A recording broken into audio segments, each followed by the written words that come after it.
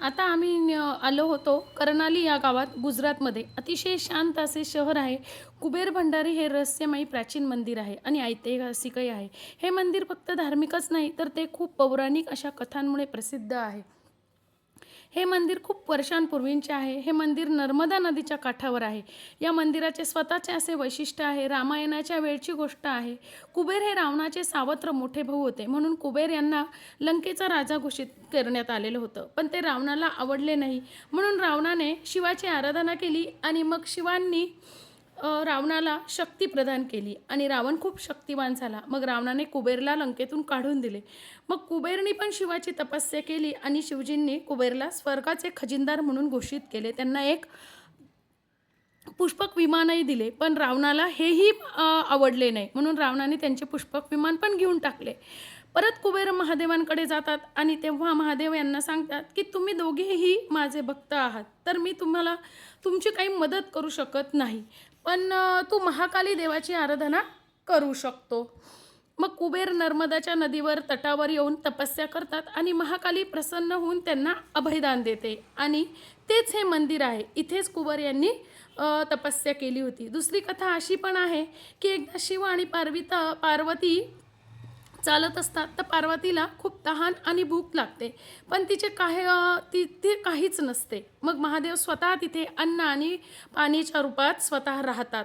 म्हणून कुबेरला अन्न आणि जलदाता पण मानतात आणि हे खरे आहे. जे पण तिथे जातात ते खाली हात येत नाही.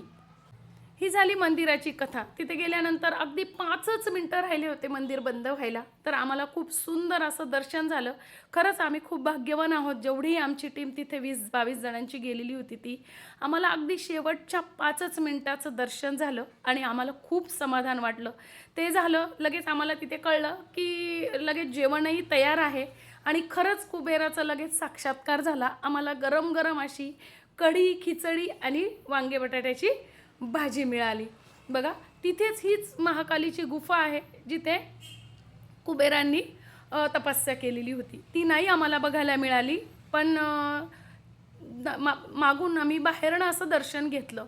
इथे छोटे छोटे असे मंदिरं आहेत आणि इथून या पायऱ्या उतरून खाली नर्मदा आहे. इथूनच होडीने अमावस्येला लोक येतात. इकडे नीलकंठनाथांचं मंदिर आहे. तेही मंदिर खूप सुंदर आहे. आपण ते पण मंदिर बघायला आता इथूनच जाणार आहोत. आता आपण आलो आहोत नीलकंठधाम पोयच्या येथे. हे आहे गुजरातमध्ये. जबरदस्त असं मंदिर आहे. बघा काय सुंदर मंदिर आहे. खूप मोठं मंदिर आहे.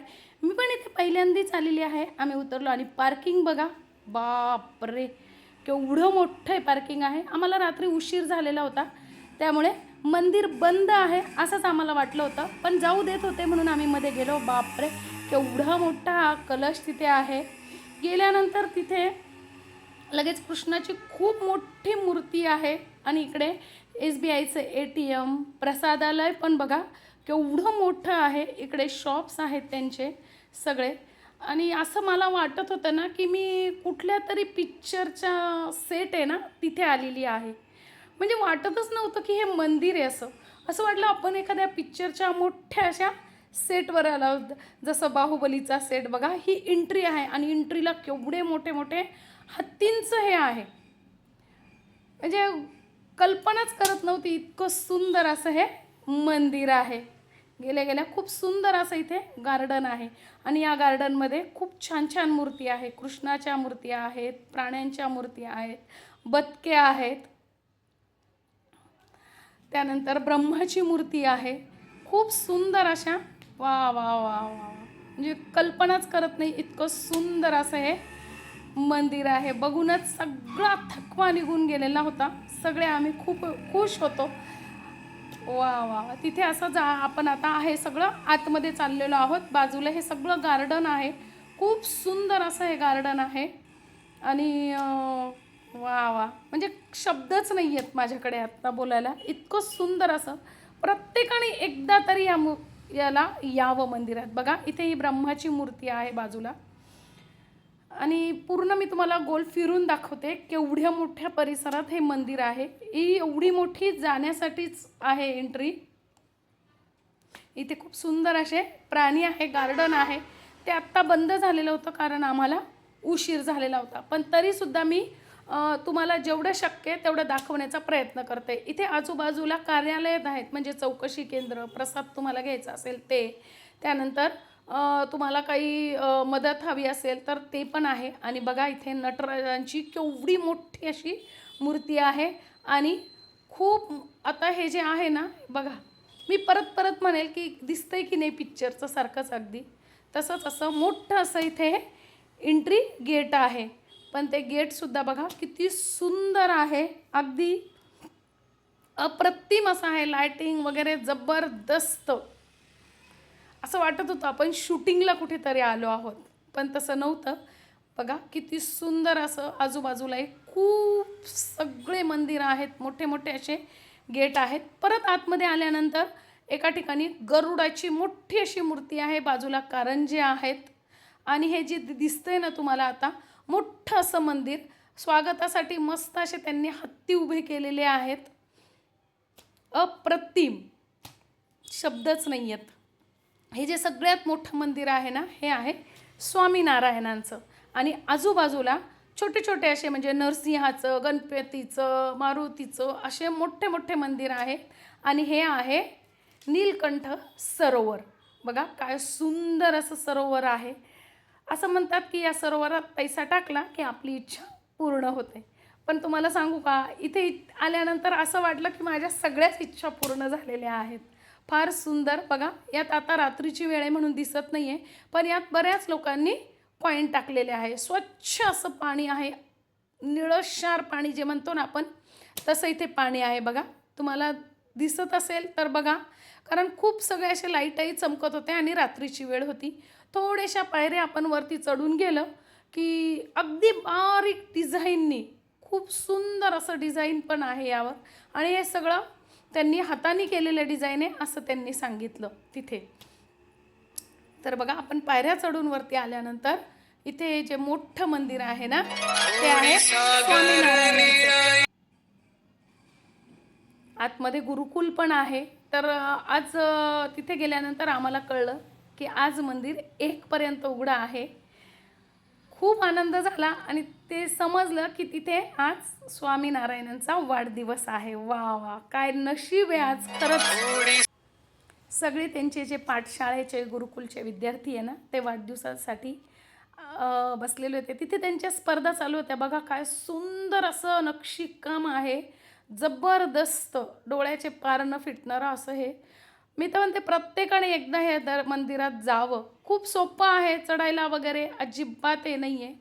तिथेच आजूबाजूला जे त्यातलं मी एक मंदिर तुम्हाला दाखवणार आहे. हे आहे मारुतीचं मंदिर.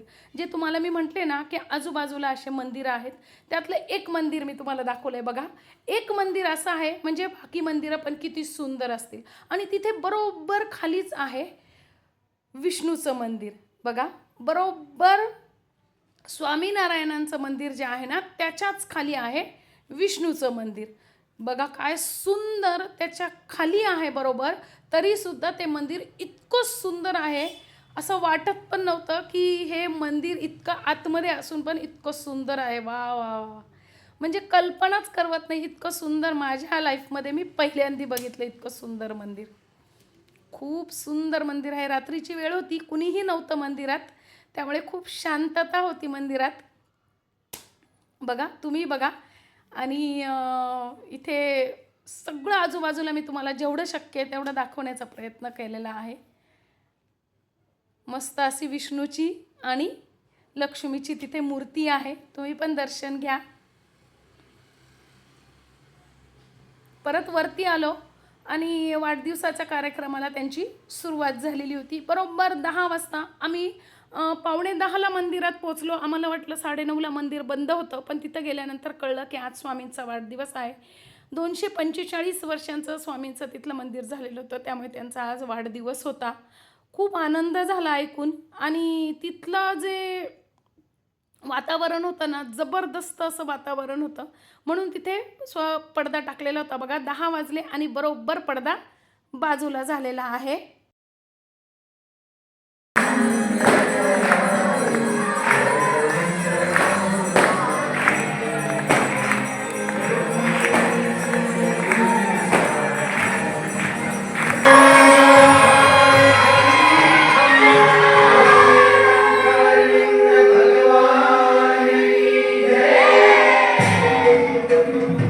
તો